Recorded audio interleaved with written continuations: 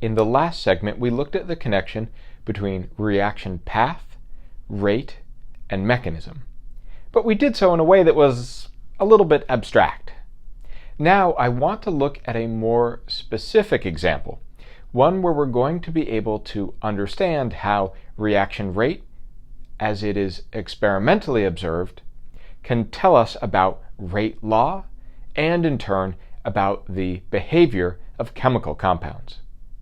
We're going to be looking at this substitution reaction that I've drawn on the board. The reaction of T-butyl chloride with sodium hydroxide to form T-butanol and sodium chloride. There are two possible mechanisms that could be responsible for this reaction. In looking at those mechanisms, we're going to be taking a little bit of a preview of the kinds of problems that you'll be solving if you go on to organic chemistry next semester. So, what are those two possible mechanisms? Well, one possible mechanism is called SN1. That stands for unimolecular substitution. It's a lot of words. Let's break it down by actually looking at how it behaves. Well, we know that ultimately two things need to happen for this reaction to occur. Even though I've written sodium hydroxide up here, it's pretty apparent that that sodium is just a spectator ion. So we have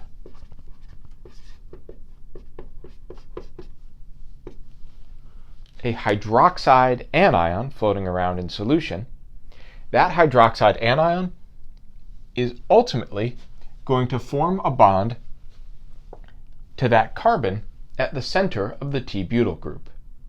If we're talking about bond forming, that means we're talking about Lewis acid-base chemistry, and we're going to be drawing those curved arrows.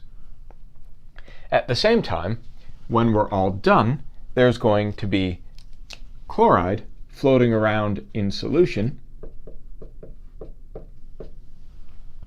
which also means that we need to break the bond between chlorine and carbon.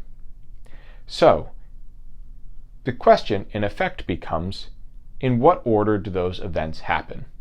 We know one bond has to break and one bond has to form, but how might we approach this? Well, in the unimolecular case, the first step is that the bond between carbon and chlorine breaks. The result of that is that we form a stable intermediate. One of those intermediates is a positively charged carbocation, that is, a carbon atom with a positive charge. And we're also, at the same time, going to have that chloride floating off into solution. Its role in the reaction is done. Now, that can react potentially with the hydroxide.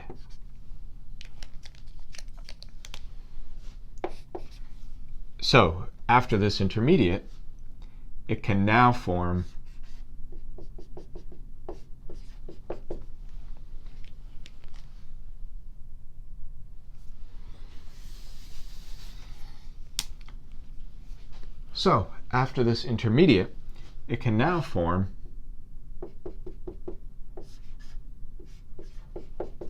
the T-butanol, and our additional chloride will be floating around.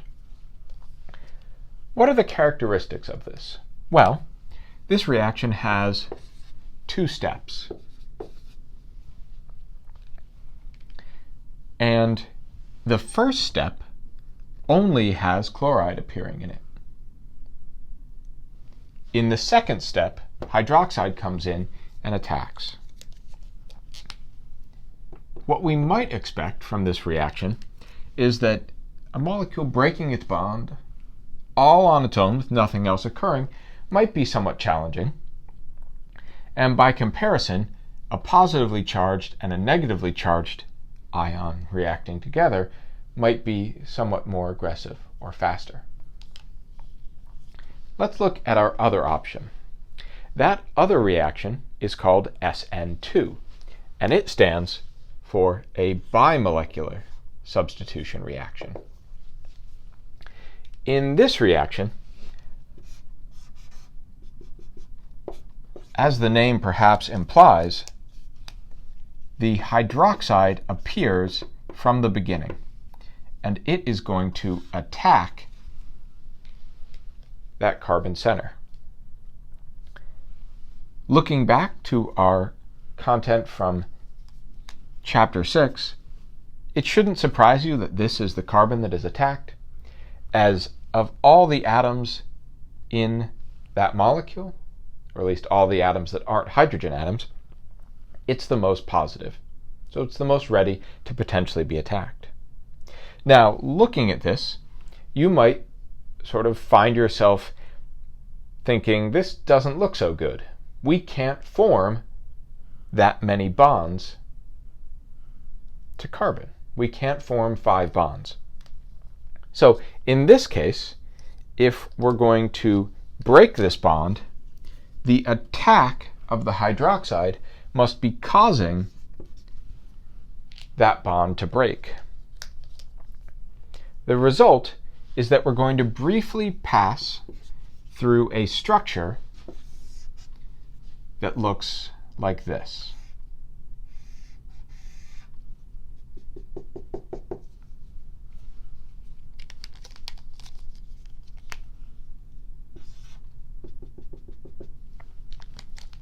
In this structure, you can see that we have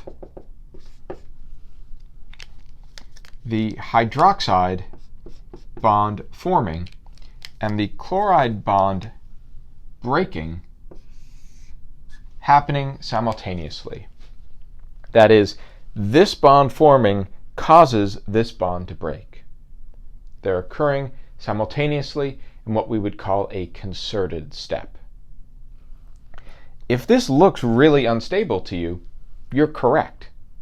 This is a state that we're going to discuss later in more detail called a transition state. This is not an intermediate. This is not a stable compound that can float around in solution a little bit before it continues to react, as was the case with that carbocation. This is going to only exist for a fraction of a second before this continues on to form the same product. So in this case, we're producing ultimately the same products, but with one of 2 possible mechanisms, 2 possible pathways. So how do we determine which pathway it is? Well, if you recall, I said that it's not possible to know a mechanism with only information contained in a chemical reaction equation. It's necessary to either do advanced theoretical calculations or to go into the lab and run the experiment. So that's what I did. In the data you're seeing right now, I ran this experiment with a number of different concentrations of both T-butyl chloride and sodium hydroxide. Take a minute and look through this data. In particular, what happens to the rate of reaction if the concentration of sodium hydroxide is held constant while the concentration of T-butyl chloride is doubled? That's right, it doubles as well. Now, that probably shouldn't be that surprising, since in either of the mechanisms we've looked at, the T-butyl chloride is really present throughout. However, the point of differentiation between SN1 and SN2 comes in the role of the hydroxide. In SN1, the unimolecular case, the bond between carbon and chlorine is breaking on its own, and then the hydroxide comes in later. By comparison, In SN2, the hydroxide has to be present to cause the reaction to happen initially. So what happens when the concentration of hydroxide is changed while the concentration of T-butyl chloride is not? You can see that changing the hydroxide concentration does not make a meaningful change in the rate of the reaction. That implies that the SN2 mechanism that was proposed here cannot be the mechanism. By comparison, SN1 is the only option that is compatible with the experimental data. Furthermore, we can now write out a rate law that matches our observed behavior.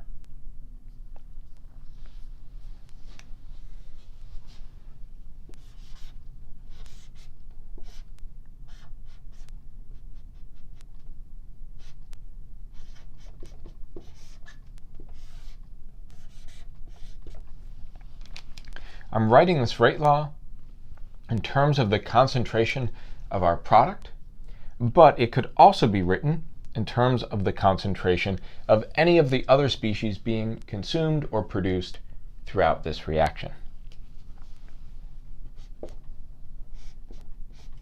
There's our reaction rate constant.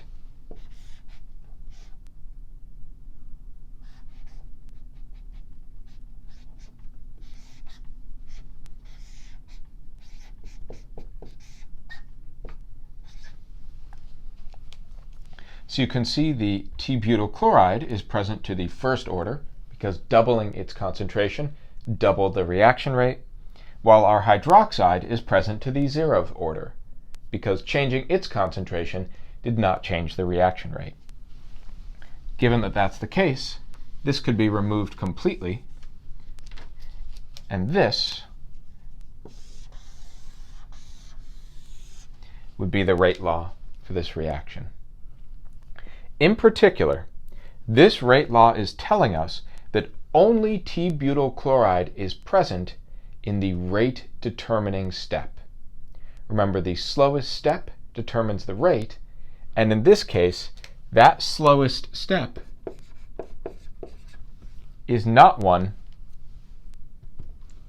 where the hydroxide is present as a reactant.